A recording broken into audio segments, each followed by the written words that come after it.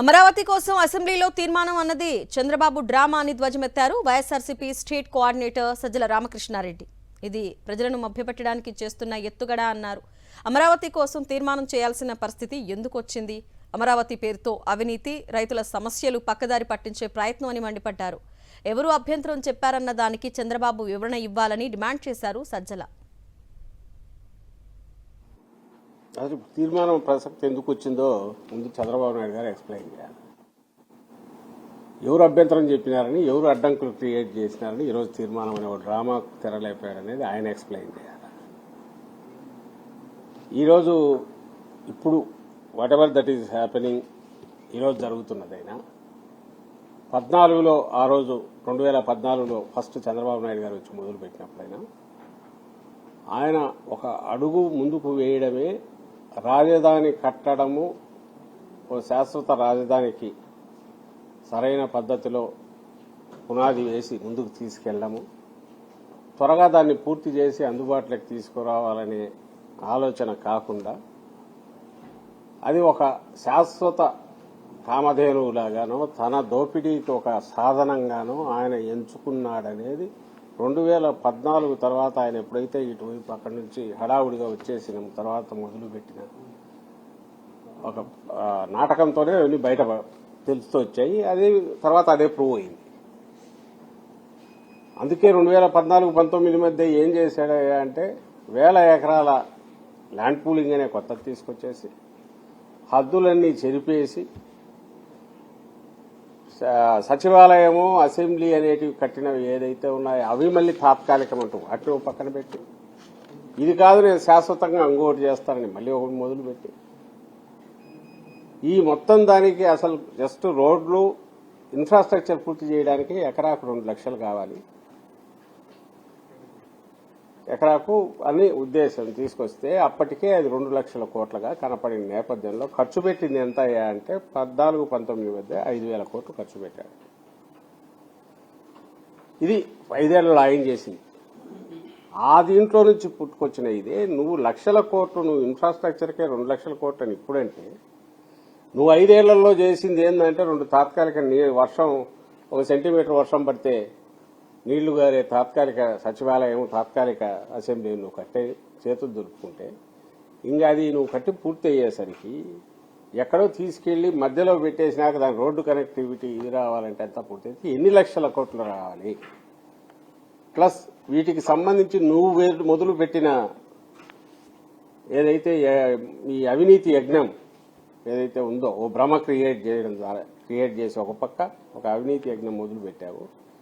దానికి రాష్ట్రం సమిధ కావాలన్నా, రాష్ట్ర ప్రజలు సమిధలు కావాలన్నా?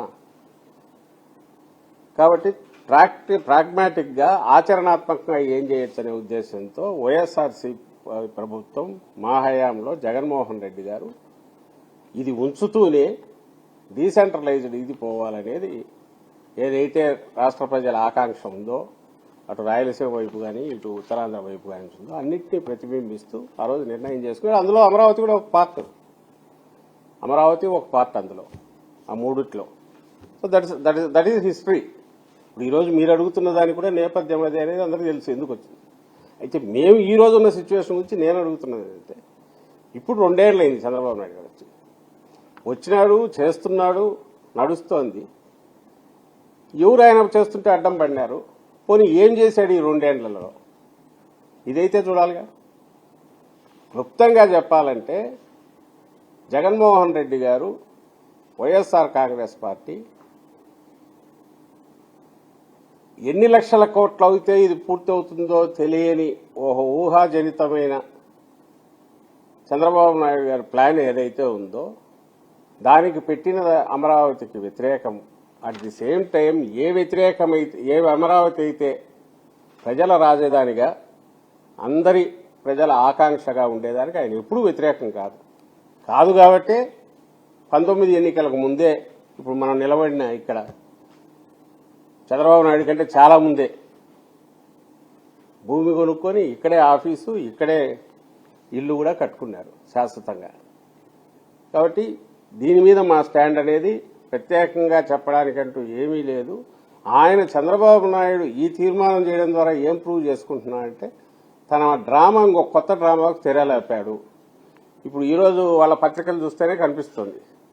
మళ్ళీ భవిష్యత్తులో జగన్మోహన్ రెడ్డి లాంటి వాళ్ళు ఎవరన్నా వచ్చి దీన్ని ఏం చేయడానికి కూడా కాకుండా కట్టుదిట్టమైన కట్టడం వేసి పునాదులు తీసి ఒక తీర్మానం చేసి చేస్తున్నారు అని రాయడం ద్వారా అసలు విషయం పక్కకు పోయి ఎక్కడికో తీసుకుపోతున్నాడు ఆయన. అంటే తీర్మానం చేయగానే అంతా అయిపోయింది.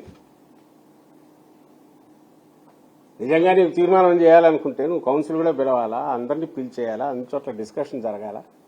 చేసినప్పుడు ఈ క్వశ్చన్లు వస్తాయి, ఇవన్నీ రైజ్ చేస్తారు. అడగాల్సిన వాటికి సంబంధించి ఆయన సమాధానాలు చెప్పాల్సి ఉంటుంది, ఆయన ప్రభుత్వం చెప్పాల్సి ఉంటుంది. ఏ క్వశ్చన్లు రైజ్ అవుతాయి అంటే అసలు నువ్వు ఏం చేస్తున్నావు అక్కడ? ఆ రోజు 5 ఏళ్ళు కొట్టేసావు. 5,000 కోట్లు అది ఎక్కడికి పోయిందో, డ్రైన్ అవుట్ అయిందో, ఏమైందో చేశారు. డ్రైన్ అవుట్ అయిందనే కనపడుతుంది. ఎందుకంటే ఆ రోజు చేసిన తాత్కాలిక కన్స్ట్రక్షన్స్ పేరు మీద చేసిన చంద్రబాబు నాయుడు గారు చేసిన నిర్మాణాలు అయితే పూర్తి చేసిన నిర్మాణాలు అయితే ఉన్నాయో వాటిని 3,500 పైచిలుకు రూపాయల ఎస్టిమేట్తో మొదలై పూర్తి బిల్లులు పే చేసినవి చూస్తే ఎస్ఎఫ్టీకి అంటే 3,500 రూపాయలు ఎస్ఎఫ్టీకి కాస్ట్ అనుకుంటే రఫ్లీ పూర్తి అయ్యేసరికి ఎంత అయిందా పేమెంట్లను బట్టి చూస్తే అంటే 19,000 పైచిలుకు అయింది. 19,000 రూపాయల పైన పర్ ఎస్ఎఫ్టీ. దాన్ని ఏం యజ్ఞం అనాలి? అది నిర్మాణం అంటారా లేక అవినీతి యజ్ఞం అంటారా? కానీ లెక్కలు ఎక్కడా చూడవు. అన్లెస్ మీరు అవన్నీ తీసుకొని లెక్కలేసి బిల్లులన్నీ కూడి ఆ తర్వాత డివైడ్ చేస్తే తప్ప ఎస్ఎఫ్టీ లెక్కన కనపడదు. సో 14-19 మధ్య ఆయన దేనిగా చూశారో అప్పట్లో ఆయన మోడీ గారి మాటల్లో చెప్పాలంటే పోలవరం ఆయనకు ఏటీఎం అంటే పోలవరం ఏటీఎం అయితే ఇది ఏటీఎం అనాలో దీన్ని ఏమనాలో తెలియదు. ఇది ఎలాంటి ఫిక్స్డ్ డిపాజిట్ అనాలో పర్మనెంట్ ఈయన దోపిడీకి మార్గం చూపే ఒక దాన్ని కామధేను అనాలా ఏమనాలో మరి తెలియదు ఎవరికి. చంద్రబాబు నాయుడు ఇట్లా చేయి జాపితే ఇట్లా వచ్చేటట్టు కోట్లు వచ్చేటట్టు ఉండే సాధనం కింద ఆయన అమరావతిని ట్రీట్ చేశాడానికి ఆ రోజు ఎగ్జాంపుల్లోనే కనపడుతుంది. ఈ రోజు ఏం చేశారు? మళ్ళీ ఇప్పుడు ఈ 2 ఏళ్లలో ఒక్కటే అడుగుతున్నాం, ఏదన్నా ఒక కొత్త ఏదన్నా దీంట్లో వచ్చింది. కొత్త ప్లాన్ కోసం మళ్ళీ 400 కోట్లు ఈ మధ్య చదివించుకుంటున్నాడు అనేది డిజైన్ కోసం అని చెప్పి 400 కోట్లు ఇస్తున్నాడంట. ఇప్పుడు అప్పుడు ఇచ్చిన డిజైన్లన్నీ ఏమినాయి? ఆ డిజైన్లు ఏంది, ఈ డిజైన్లు ఏంది? అసలు డిజైన్ల పేరుతో ఎన్ని వేల కోట్లు ఖర్చు అవుతుంది తెలియదు. అలాగే బిల్డింగులకు సంబంధించి ఆ రోజు ఏవైతే పునాదులు తీసి ఆగినాయో అవి ఈ కొత్త ప్రభుత్వం వచ్చాక ఎవ్వరు అడగకుండానే వాటిని రద్దు చేసి చంద్రబాబు నాయుడు గారు మళ్లీ టెండర్లు పిలిచారు. పిలిచి ప్రతి టెండర్ కూడా 5% సీలింగ్ కాబట్టి, ఎందుకంటే 5% పైన వేస్తే టెండర్ క్యాన్సిల్ అయ్యి మళ్లీ పిలవాలి కాబట్టి 4.85% ఎక్సెస్తో మళ్లీ వాళ్లే టెండర్. దాదాపు 90% నాకు తెలిసి సేమ్ అర్లియర్ కాంట్రాక్టర్స్కే వాళ్ళకే అలొకేషన్. ఈసారి యావరేజ్ రేట్ ఎంత ఎస్ఎఫ్టీకి? వీళ్ళ దీని ప్రకారం 11,000 12,000 ఎంతో పడుతుంది. ఇంకా ఊహించుకోండి, ప్రజలే ఊహించుకోవాలా. ఆ రోజు 3,500 రూపాయలు ఎంతో ఎస్ఎఫ్టీ ఉన్నది 19,000కు ఫైనల్ అయ్యేసరికి పే చేసింటే అంటే 400%, 450%, 500% నాకు తెలియదు, లెక్కలు వేసుకోవాలి. మరి ఇప్పుడు ఈరోజు 11,000 12,000 ఆవరేజ్ దాని మీద వేస్తున్న ఎస్ఎఫ్టీ కాస్ట్ పూర్తి అంటూ అయితే అంటే ఎవరో ఆపుతారని కాదు, జగన్మోహన్ రెడ్డి గారు ఎవరో ఆపుతారు కదా, అసలు ఈయనకు పూర్తి చేయాలనే ఉద్దేశం ఉంటాయి కదా. అది ఎన్ని వేల రూపాయలకు పోతుంది? నాకు తెలిసి 50,000 60,000 రూపాయలకు పోతుంది ఎస్ఎఫ్టీ. ప్రపంచంలో ఎక్కడైనా ఉందా ఇది? అసలు దీనికి ఆన్సరబిలిటీ, జవాబుదారీతనం ఉందా? దీన్ని చూస్తే భయం వేస్తుంది. అమరావతి అంటే భయం కాదు, దీన్ని చూస్తే భయం వేస్తుంది. నువ్వు అమరావతి పేరుతో చేసే దోపిడీని చూస్తే, అమరావతి పేరుతో శాశ్వతంగా ఒక వనరు కింద, దోపిడీ వనరు కింద చంద్రబాబు నాయుడు గారు క్రియేట్ చేసుకున్న విధానం ఏదైతే ఉందో దాన్ని చూస్తే ఎవరికైనా భయం వేస్తుంది. ఎందుకంటే రాష్ట్రం మొత్తం దీంట్లో ఇదే అవుతుంది, బలి అవుతుంది. రాష్ట్ర ప్రయోజనాలు కాదు, రాష్ట్రమే. ఈ ఊబి ఎక్కడికి పోతుందో తెలియదు.